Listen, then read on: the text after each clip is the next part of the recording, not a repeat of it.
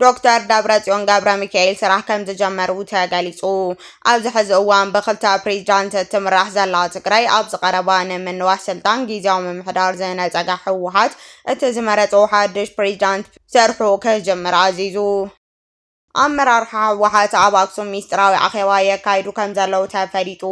እዚ ኣኼባ ኣብ ዘካየደሉ ዘሎ እዋን ድማ ሓይልታት ሰራዊት ትግራይ TDF ናብ ኣንፈት ሱዳንን ወልቃይትን ይንቀሳቐሱ ከም ዘለው ተገሊጹሎ። ሓይልታት ፋኖ ኣብ ልዕሊ ሰራዊት ብልጽግና ኣንጸባረቐ ዓወት ከም ዘመዝገቡ ተገሊጹ። ኣብቲ ካብ ግንባር ራያ ጀሚሩ ኣብ ዝተፈላለዩ ከባቢታት ኣምሓራ ዝግበር ዘሎ ውግእ በርከት ዝበሉ ሰራዊት ኢትዮጵያ ምውጥ ቁስልን ምርኮኛን ከም ዝኾኑ ሓይልታት ፋኖ ሓቢሮም። ኣሜሪካ ኣብ ጉዳይ ግብረ ሽበራ ምስ ኣሜሪካ ክትሰርሕ ድልውቲ ምዃና ዝገልጽ ሰነድ ተዘርጊሑ። ወጥሪ ሱዳንን ኢትዮጵያን ናብ ዝለዓለ ጠርዚ ኣብ ዝርከበሉ እዋን ሱዳን ሰራዊታ ናብ ኢትዮጵያ ተጸጊዕ ከም ዘላ ተገሊጹ። ቻይና ንነበር ሚኒስቴር ምክልኻል እታ ሃገር ናይ ሞት ፍርዲ ፈሪዳ።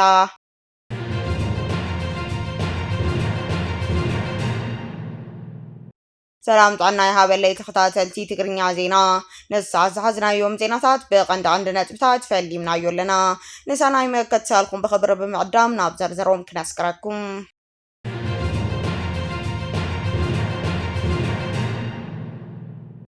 ዶክተር ዳብረጽዮን ገብረ ሚካኤል ስራሕ ከም ዝጀመሩ ተገሊጹ። ኣብዚ ሕዚ እዋን ብክልተ ፕሬዝዳንት ትምራሕ ዘላ ትግራይ ኣብ ቀረባ ንምንዋሕ ስልጣን ጊዜያዊ ምምሕዳር ዝነፀገ ህወሓት እቲ ዝመረፆ ሓድሽ ፕሬዝዳንት ሰርሑ ክጅምር ኣዚዙ። ቤት ምክሪ ብሄራዊ ክልላዊ መንግስቲ ትግራይ ዶክተር ዳብረጽዮን ገብረ ሚካኤል ስርዑ ስርሖም ከም ርእሰ ከተማ ምክልኻል ትግራይ ንክጅምርዎ ወግዓዊ ናይ ፃውዒት ደብዳቤ ከም ዘመሓላለፈ ተገሊጹ። ቤት ምክሪ ብሄራዊ ክልላዊ መንግስቲ ትግራይ በዕለት 27 ወርሒ 8 2018 ዓ.ም ኣብ ዘካይዶ መበል ሻድሻይ ዘመን ስራሕ ሻድሻይ ስሩዕ ጉባኤ ዶክተር ዳብረጽዮን ገብረ ሚካኤል ርእሰ ምምሕዳር ክልል ትግራይ ኮይኖም ንክሰርሑ ብመሰረት ሕገ መንግስቲ ትግራይ ተሸይሞም ምህላዎም ይሕበር። ብመሰረት እዚ ዝተውሃበ ሕጋዊ ርክክብ ብምግባር ካብ ዝተሸሙሉ ዕለት ጀሚሩ ስርዕ ስርሖም ንክጅምሩ ብመሰረት ዝተውሃበ ስልጣን ክንቀሳቀሱ ከም ዘለዎም ኣፈ ጉባኤ እቲ ቤት ምክሪ ኣተሓሳሲቡ። እቲ ደብዳቤ ንቢሮ ሰላም ጥዕና ጸጥታ፣ ንቢሮ ፋይናንስ ሃብቲ ልምዓትን፣ ንቢሮ ሲቪል ሰርቪስን ንኻልኦትን ዘመልከቶም ኩሎም ናይ መንግስቲ ትካላት ብቅዳሕ ንክፈልጥዎ ተላኢኹሎ። እዚ ብወግዓዊ ማህተም ፊርማ ኣፈ ጉባኤ ቤት ምክሪ ትግራይ ወይዘሮ ኪሮት ሓጎስ ዝተረጋገፀ ደብዳቤ እቲ ንነዊሕ እዋን ኣብ ውሽጢ መሪሕነት ህወሓት ክካየድ ዝጸንሐ ናይ ስልጣን ፍሕፍሕ ናብ መደምደምታ ምብፅሑ ዘርኢ እዩ። እዚ ሹመት እዚ ኣብ መንጎ ጊዜያዊ ምምሕዳር እቲ ብዶክተር ዳብረጽዮን ዝምራሕ ውድብ ዝነበረ ወጥሪ ብኸመይ ክፍታሕ ከም ዝኽእል ናይ መጻኢ ፖለቲካዊ ምንቅስቓሳት ዝውስኖ ክኸውን እዩ።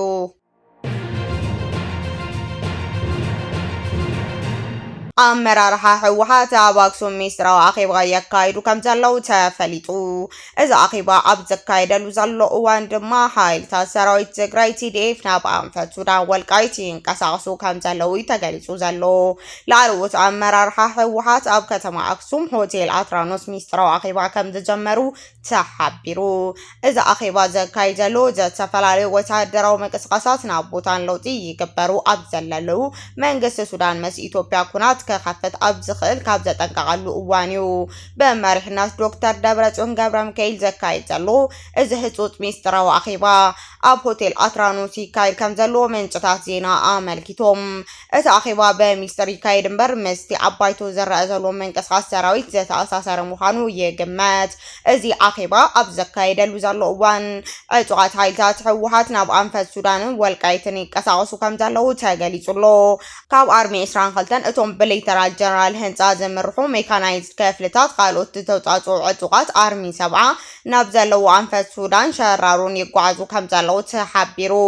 ነዚ ምንቅስቓስ ዘተዓዘቡ ወገናት መንግስቲ መስሪትና መሬትና ክነመልስ ኢና ፋኖ እውን ኣብ ጎንና ዝብል መግለፂታት ከም ዝሃቡ ተሓቢሩ። ካብ ኣርሚ 60 ንፍሉይ ተልእኮ ዝተዋደዱ ሓይልታት ድማ ካብ ትማል ጀሚሮም ካብ ዓብዪ ዓዲ ተላዒሎም ናብ ሽረ ይጓዓዙ ኣለው። እዞም ሓይልታት ሽረ ምስ በፅሑ ናብ ምዕራብ ግንባር ተልእኮ ተቐቢሎም ናብ ምዕራብ ትግራይ ከባቢታት ክኣትዉ ትፅቢት ይግበር። እዚ ምንቅስቓስ እዚ ኣብቲ ዞባ ሓድሽ ወተሃደራዊ ወጥሪ ክፈጥር ከም ዝኽእል ተዓዘብቲ ስጋቶም ይገልጹ ኣለው። ፖለቲካውን ወተሃደራውን ሳዕቤናት እዚ ሚስጥራዊ ኣኼባ ኣብ ዝቕፅለሉ መዓልቲ ዝረአ ክኸውን እዩ። ሓይልታት ፋኖ ኣብ ልዕሊ ሰራዊት ብልጽግና ኣንጻባርቕ ዓወት ከም ዘመዝገቡ ተገሊጹ። ኣብቲ ግንባር ራያ ጀሚሮ ኣብ ዝተፈላለዩ ከባብታት ኣምሓራ ዝግበር ዘሎ ውግእ በርከት ዘበሉ ሰራዊት ኢትዮጵያ መወተን ቁስልን ምርኮኛ ከም ዝኾኑ ሓይልታት ፋኖ ሓቢሮም። ኣብ ክልል ኣምሓራ ዘካይድ ዘሎ ውግእ ብዝኸፍአ መልክዑ ቀፂሉ ኣብ ዘለሉ እዋን ሓይልታት ፋኖ ኣብ ልዕሊ ሰራዊት ፌደራል መሻርክቱን ዝለዓለ ዓወት ከም ዝረኸቡ ኣፍሊጦም። ብኣንጻሩ ካብ ሰራዊት ብልጽግና በዝተሞርከሰ ከቢድ ብረት ኣብ ራያን ቆቦን ኣላማጣን ኣብ ልዕሊ ንጹሃን ዜጋታት ህይወት ምጥፋእ ከቢድ ኣካል ጉዳት ይበጽሕ ከም ዘሎ ጸብጻባት ይሕብሩ። ካብ ከፍሊት ህዝባዊ ርክብ ፋኖ ዝወፀ ሓበሬታ ከም ዝሕብሮ ክፍለ ጦር መሊሊክ እዝ ካብ ስዳማ ከሳብ ወለላ ባሕሪ ኣብ ዘካይዶ ውግእ በርከት ዝበሉ ወታደራዊ ኣጽዋራት ምሩኻት ክማረኽ ክኢሎም ኣለው። ኣብዚ ዝተኻየደ ኩናት ልዕሊ 100 ዝኾኑ ጥምር ጦር ሰራዊት ብልጽግና ከም ዝተደምሰሱ ብዓሰርተታት ዝቁጸሩ ድማ ከም ዝተማረኹ ተሓቢሩ። ኣብ ማእኸላይ ኣጽዋር ጀሚሩ ከሳብ ብሬን ክላሽን መራኽብቲ ሬድዮ እውን ከም ዝተማረኹ ሓይልታት ፋኖ ገሊጾም። በመሰረት ጸብጻብ ክፍሊ ህዝባዊ ርክብ ሓይልታት ፋኖ ሰራዊት ብልጽግና ኣብ ግንባር ውግእ ምስ ፋኖ ክመጣጠን ስለዘይኻለ ንከተማታት ብከቢድ ብረት ይድብድብ ከም ዘሎ ገሊጾም። ብሰንኪ እዚ ድማ ኣብ ራያን ቆቦን ከባቢውን ህይወት ህጻናት ይሓልፍ ከም ዘሎ ክብል ድማ ተጸብጺቡሎ። ሚያዝያ 28 2018 ኣብ ራያ ቆቦ ጨው በርበረ ዝተተኮሰ መድፍዕ ኣብ ራያ ኣላማጣ ኩቢ ቀርናሳ ኣብ ዝርከቡ ናይ ኣቶ ወዳጅ ደሳለ ስድራ ቤት በመውዳቁ 6 ዓመትን 12 ዓመትን ዝዕድሚኦም ህፃውንቲ ከቢድ ኣካል ጉዳት በፂሕዎም ኣብ ሕክምና ይርከቡ። ሚያዝያ 29 2018 ዓ.ም ዳግማይ ኣብ ጃሮታ ኣዲሱ መንደር በዝተተኮሰ መድፍዕ ድማ ካብ ሓደ ስድራ ቤት ወዲ 13 ዓመት ህፃናት ህይወቱ ክሓልፍ እንከሎ ወዲ 14 ሓዉ ድማ ከቢድ ናይ ኣካል ጉዳት በፂሕዎሎ። እዚ ሰራዊት መንግስቲ ንጽረ ሰላም ሓይልታት ከንጻረግ ኢና ብምባል ዘካይዶ ዘሎ ወጥሪ ኣብ ልዕሊ ንጹሃን ዜጋታት ንብረቶምን ዝዓለመ መጥቃዕቲ ይኸውን ከም ዘሎ ተጣበቕቲ ሰብኣዊ መሰላት ስጋቶም ይገልጹ ኣለው።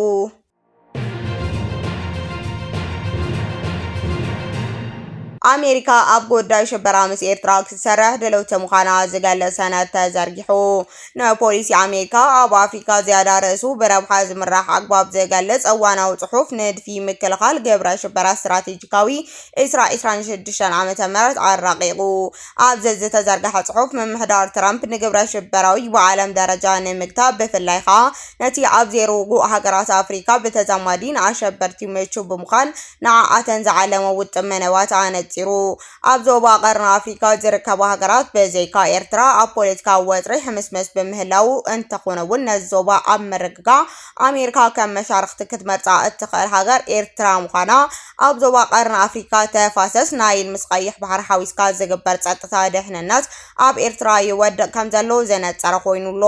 ብተወሳኺ ኣብ በርከት ዝበሉ ዞባታት እስላማዊ ኣኽረርቲ ምንቅስቓስ ዳግማይ ክለዓል ከም ዝኽእል የጠንቅቕ እኳ እንተሃለወ ኣሜሪካ ኣብ ኣፍሪካ ንነዊሕ እዋን ዝጸንሐ ወተሃደራዊ ምውኳር ወይ ክፍቲ ጸጥታዊ ውዕላት ንምውጋድ ከም ዝተሓሰበ እቲ ጸብጻብ የረድእ። በተዛማዲ ዜና መራሕቲ ግብፅን ኦማንን ኣብ እዋናዊ ጉዳይ ቀይሕ ባህርን ቀርኒ ኣፍሪካን ዘተኣካይዶም እዚ ርክብ ከም መቐጸልታ እቲ ኣቐዲሙ ከካይድ ዝጸንሐ ቀልታዊ ምክክር ኮይኑ ነቲ ኣብ ዞባ ቀርኒ ኣፍሪካ ቀያሕ ባህርን እንዳሓለየ ዝኸይድ ዘሎ ሕድሕድ ሃገራዊ ምትእስሳር ምትሕብባር ዘሐይል ምዃኑ ክፍለጥ ተኻይሉ። ግብፅን ኦማንን ብፍላይ ኣብ ዝቐረበ እዋን ሰላም ጸጥታ ዞባ ቀይሕ ባህሪ ንምርጋዕ ውሑዳት ኣድማን ምትሕብባርን የካይድ ምህላው ይፍለጥ። ወጥሪ ሱዳንን ኢትዮጵያን ናብ ዝለዓለ ጠርዚ ኣብ ዝርከበሉ እዋን ሱዳን ሰራዊት ናብ ደቡብ ኢትዮጵያ ተጽግዕ ከም ዘላ ተገሊጹ። ኣብ መንጎ ሱዳንን ኢትዮጵያን ዘሎ ዲፕሎማስያዊ ወተሃደራዊ መስሓብ ናብ ዝኸፍአ ብርኪ ይሰጋገር ከም ዘሎ ዝእምቱ ሓድሽ ምዕባለታት ይረኣዩ ኣለው። መንግስቲ ሱዳን ሰራዊቱ ብበዝሒ ናብቲ ምስ ኢትዮጵያ ዘራኽቦ ደቡባዊ ከባብታት የጸግዕ ከም ዘሎ ተገሊጹ። ካብቲ ከባቢ ዝወጹ ጸብጻባት ከም ዝሕብርዎ ሱዳን ዝተፈላለዩ ኸድታት ሰራዊት ከበት ኣጽዋር ናብቲ ንነዊሕ እዋን መኻጽዒ ኮይኑ ዝጸንሐ ደቡባዊ ከባብታት ተንቀሳቕሳላ።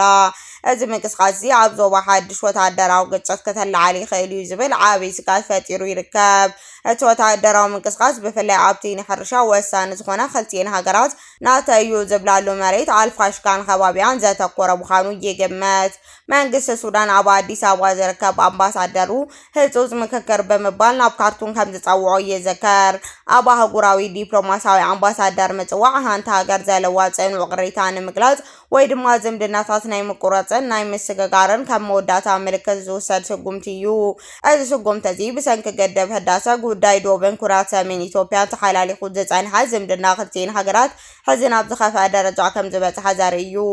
እዚ ኣብ መንጎ ክልቲአን ዓበይቲ ምብራቕ ኣፍሪካ ዝረአ ዘሎ ወጥሪ ንምልእቲ እታ ዞባ ናብ ዘይተደለየ ኩናት ከእትዋ ከም ዝኽእል ተዓዘብቲ የጠንቅቑ።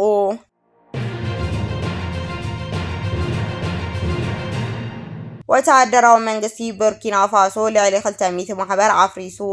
እታ ኣብ ዞባ ሳልሕ እትርከብ ሃገር ቡርኪና ፋሶ ኣብ ዓውድታት ጥዕና፣ ትምህርቲ መሰል ደቂ ኣንስትዮን ባህልን ስፖርትን ዝነጥፍ 205 ማሕበራት ከም ዝኣገደ ተፈሊጡ። መንግስቲ ቡርኪና ፋሶ ካብ 2022 ጀሚሩ ብወተሃደራዊ ዕለዋ ስልጣን ካብ ዝሕዝ ነዳሓር ኣብ ልዕሊ ብእማናት ዝቁጸሩ መንግስቲ ዘይኮኑ ትካላት ማሕበራዊ ሰራሕተኛታት ናጽነት ምእካብ ተኸታታሊ ስጉምቲ ክወስድ ጸኒሑ እዩ። መራሕቲ ወተሃደራዊ መንግስቲ ኢብራሂም ትራኦሬ ኣብ ሐምላይ 2025 ናብ መሰል ተጣበቕቲ ጉጅለ ማሕበራት ምንቅስቓስ ዝኽልኽል ሓድሽ ሕጊ ምፍራሙ ይዝከር። እቲ መንግስቲ ኣብ ዘውፅኦ ኣዋጅ ኣብ እዋን እገዳ እዞም ማሕበራዊ ሕጊ የኽብራ ምህላውን ንምርጋጽ ዝዓለሙ ንጥፈታት ጥራይ እዮም ዝፍቀዱ ኢሎም ኣለዉ። ካብ ወፃኢ ሓገዝ ዝረኽባ ዓለም ለኻዊ ትካላት ገብረሰናይ ማሕበራት ምስቶም ንሰራዊት እታ ሃገር ዝዋግኡ ዘለዉ ጆኖሳይደራት ምስቶም ንሰራዊት እታ ሃገር ዝዋግኡ ዘለዉ ጃሃዲስት ብምትሕባር ወይ በተግባር ሰለያ በተደጋጋሚ በወታደራዊ መንግስቲ ይኽሰሳየን። ኣብ ዝሓለፈ ወርሒ ሚያዝያ እውን ሰበስልጣን ቡርኪና ፋሶ ኣብ መላእ ሃገር ዝነጥፍ ብኢማኒት ዝቁጸር ማሕበር ብፍላይ ኣብ ሰብኣዊ መሰል ዝሰፍራ ከይንቀሳቐሳ ኣጊዶም ነይሮም እዮም። ዓለም ለኻዊ ተጣባቂ ሰብኣዊ መሰላት ሂውማን ራይትስ ዎች ብወገኑ እቲ ዝወፀ ሕግን እቲ ወተሃደራዊ መንግስቲ ኣብ ልዕሊ ሲቪላዊ ማሕበር ዝወሰዶ ዘሎ ሓድሽ ጭቆና ንምሕያል ከም ዘኽእልዎ ገሊጹሎ። እዚ ስጉምቲ እዚ ኣብቲ ሃገር ንዘሎ ዲሞክራሲያዊ ምምሕዳር ነጻነት ምግላጽ ንሓደጋ ዘቃልጽ ምዃኑ ተዓዘብቲ ይጠንቅቑ።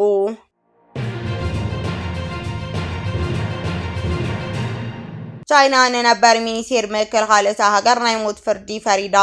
ክልተ ነበር ሚኒስቴር ምክልኻል ቻይና ብከቢድ ገበን ሽሙስና ተኸሲሶም ናይ 2 ዓመት ገደብ ዘለዎ ናይ ሞት ፍርዲ ተበይኑሎም።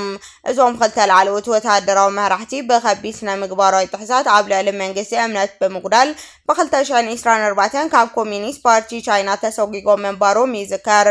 እዚ ስጉምቲ እዚ ፕሬዚዳንት ሺ ጂንፒንግ ኣብ ውሽጢ ወተሃደራዊ መዋቕር ቻይና በልሹና ንምጥራይ ዘካይዶ ዘሎ ተሪር ወፍሪ ኣካል ምዃኑ ይእመን። ኣብ ሕጋዊ ስርዓት ቻይና ኣብ 2 ዓመት ገደብ ዘለዎ ሞት ፍርዲ ማለት እቲ ተኸሳሲ ን2 ዓመት ኣብ ቤት ማእሰርቲ ኣብ ዝጸንሐሉ እዋን ተወሳኺ ገበን እንተዘይፈጺሙ እቲ ናይ ሞት ፍርዲ ናብ ዕድመ ልክዕ ማእሰርቲ ይቕየር ማለት እዩ። እቶም ነበር ኣባላት ሰራዊት እታ ሃገር ብቢልዮናት ዶላር ዝግመቱ ናይ ኣጽዋር ዕዳጋታት ናይ ህንጻ ፕሮጀክታት ምስ ረብሓታቶም ብምትእሳር ገበናት ፈጺሞም ተባሂሎም እዮም ተፈሪድዎም ዘሎ። ከምዚ ዓይነት ፍርዲ መብዛሕትኡ ግዜ ንላዕለዎ ሰበስልጣን መጠንቀቕታ ንምሃብ ዲሲፕሊን እቲ ፓርቲ ንምኽባር ዝውሰድ ስጉምቲ እዩ። እዚ ውሳነ እዚ ብፍላይ ኣብቲ ሓይሊ ሮኬት ቻይና ዓብዪ ስንባደ ፈጢሩሎ። ምክንያቱም ክልቲኦም ሚኒስቴራት ኣብቲ ናይ ኒውክሌር ሚሳይል ሓይሊ ንምምራሕ ወሳኒ ተራ ዝነበሮም እዮም። እዚ ናይ መራሕቲ መስጓግን ምሳርን ቻይና ሰራዊት ንምእዛዝ ኣብ እትገብሮ ጻዕሪ ግዕዝና ክሳብ ክንደይ ዓብዪ ዕንቅፋት ይኸውን ከም ዘሎ ዘርኢ እዩ። ብተወሳኺ ድማ ፕሬዚዳንት ሺ ጂንፒንግ ንዝኾነ ዓይነት ተግባር በልሽውና ምንም ዓይነት ትዕግስቲ ከም ዘይብሎም ዳግማይ ዘረጋግጽዎ ጉዳይ ኮይኑ ይርከብ።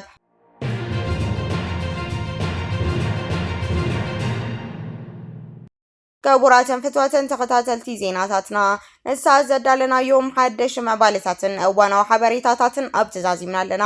ንምክትታልኩም ነመስግን።